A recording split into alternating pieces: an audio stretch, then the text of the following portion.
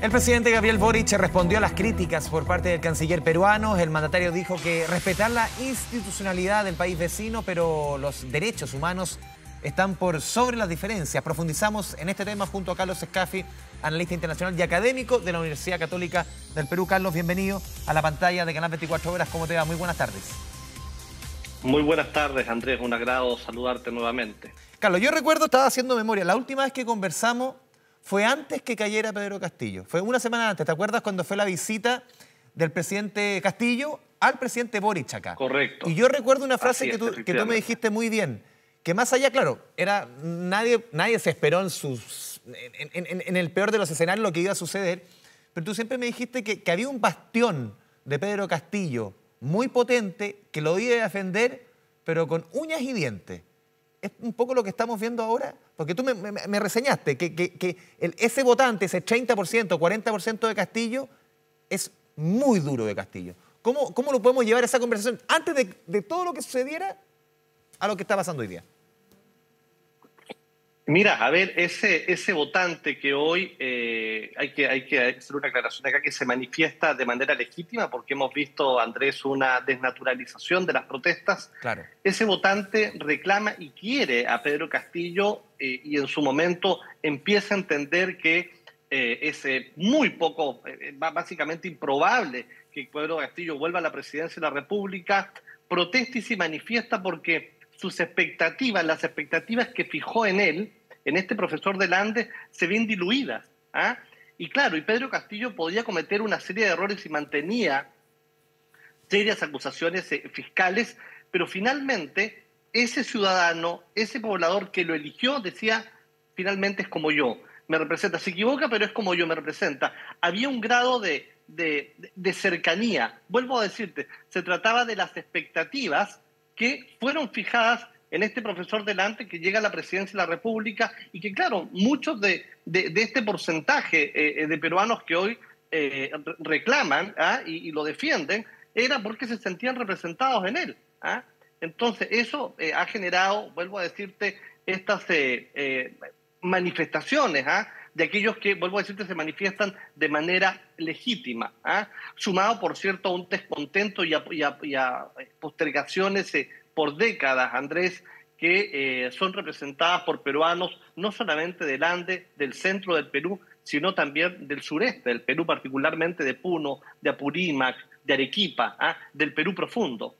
Y claro, y le dicen a la presidenta Dina Boluarte que no necesariamente los representa.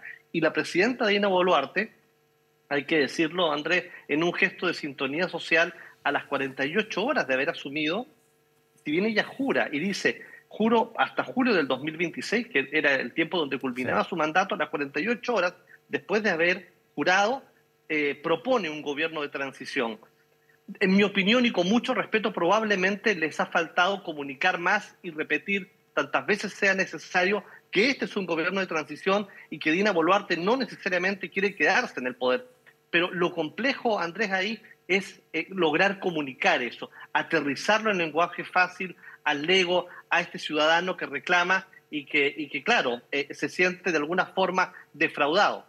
Sí, Carlos, y ahora se abre la posibilidad de adelantar aún más ese escenario, que podría ser el primer semestre del 2024, ahora para el 2023. Tú que estás ahí y participas un poco y te informas de la discusión ahí en minuto a minuto, ¿cuáles son las posibilidades de que esas elecciones se realicen durante este año? Muy altas, te diría, Andrés, muy altas. De hecho, acabamos de leer un comunicado que fue colgado en las redes de Fuerza Popular del partido de la señora Keiko Fujimori, que también se suman a este pedido de que las elecciones sean efectivamente este año. Podrían ser en octubre y podría el eventual presidente o presidenta asumir en diciembre de este año. Las probabilidades son muy altas, es lo que reclaman finalmente, pero tienes el primer escenario que sería abril del 2024, el segundo escenario podría ser a fines de este año y hay un tercer escenario que podría darse también. En Perú cualquier cosa puede pasar, te lo decía la otra vez, que es la eventual renuncia de la presidenta Dina Boluarte, a pesar de que ella ha dicho de manera enfática, Andrés, que no va a renunciar. Pero hoy yo consideraría esas tres posibilidades siendo la que mayor potencialidad de concretarse es aquella que las elecciones sean finalmente en octubre. Sí, Carlos, a ver, uno entendiendo que es elección de presidente y también, o presidenta y de todo el Congreso.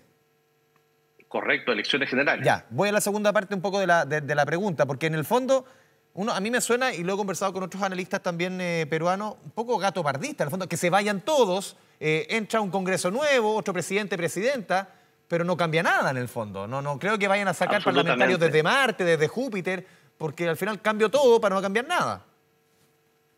Tienes toda la razón, Andrés. O sea, claro, y ahí es necesario generar esa discusión y aterrizar esa explicación, pero hoy los ánimos están tan caldeados, te decía, que hay ausencia de comunicación y claro, hay posiciones versus posiciones. ¿Ah? La protesta carece de representantes, no hay diálogo. Entonces, lo más probable es que efectivamente sean las mismas fuerzas políticas que están en este minuto que terminen colocando a sus candidatos y que no te extrañe que nuevamente Perú esté frente probablemente a un outsider proveniente de las fuerzas políticas que se encuentran en este minuto gobernando. ¿Y hay nombres que tú ves en la conversación que comienzan a barajarse, a presentarse, a verse como posibilidades en el caso de una eventual elección, sea el segundo semestre, sea en el próximo año? Ya hay nombres que van sumando outsiders quizás del tono como significó en su momento Pedro Castillo, u otros como Keiko Fujimori, que uno pensaría que iría por su enésima elección. Mira, Pedro Castillo apareció y comenzó a tener notoriedad en las encuestas al mes y medio de realizarse la primera vuelta. ¿Ah?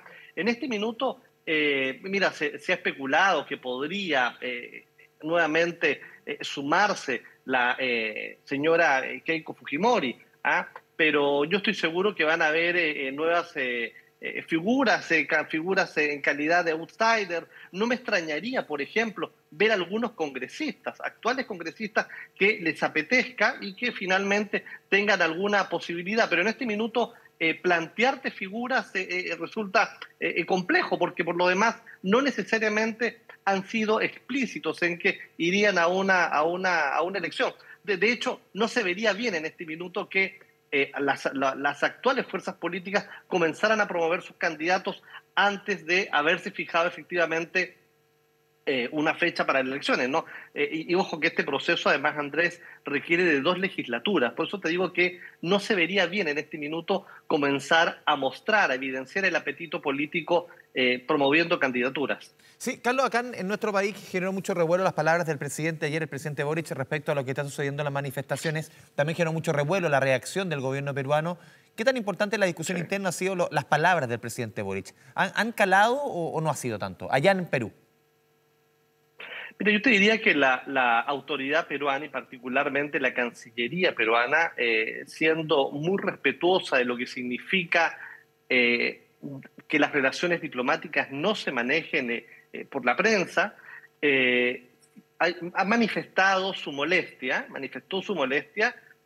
nos lo hizo notar, se lo hizo notar a Chile por las declaraciones, pero fíjate que en paralelo, y lo que uno puede interpretar por lo que lee, es que la Cancillería, además de expresar su molestia, naturalmente lo tenía que hacer, cuida la Cancillería peruana, y pongo el acento en ello, cuida de manera particular la relación con Chile. ¿Ah? Y nosotros como chilenos, nuestra Cancillería, más que nuestra Cancillería, nuestras autoridades deben entender eso. ¿Por qué cuida? ¿Ah? De la importancia que le dan.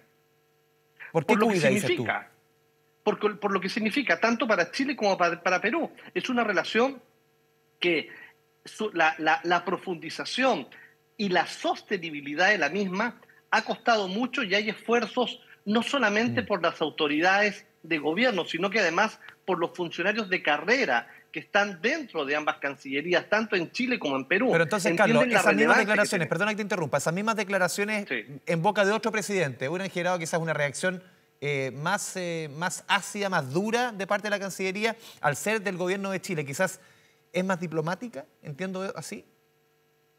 Mira, bueno, vimos lo que ocurrió con México, vimos lo que ocurrió con Colombia y Bolivia. Entonces, que claramente la Cancillería peruana tuvo una postura, te diría yo, mucho más enérgica al respecto.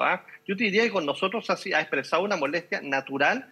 Sin embargo, ha sido bastante mesurada, muy cautelosa y, en mi opinión, creo que es por lo que significa mantener una relación, no entorpecer esta relación que ha superado todo obstáculo y que no tiene ningún capítulo pendiente.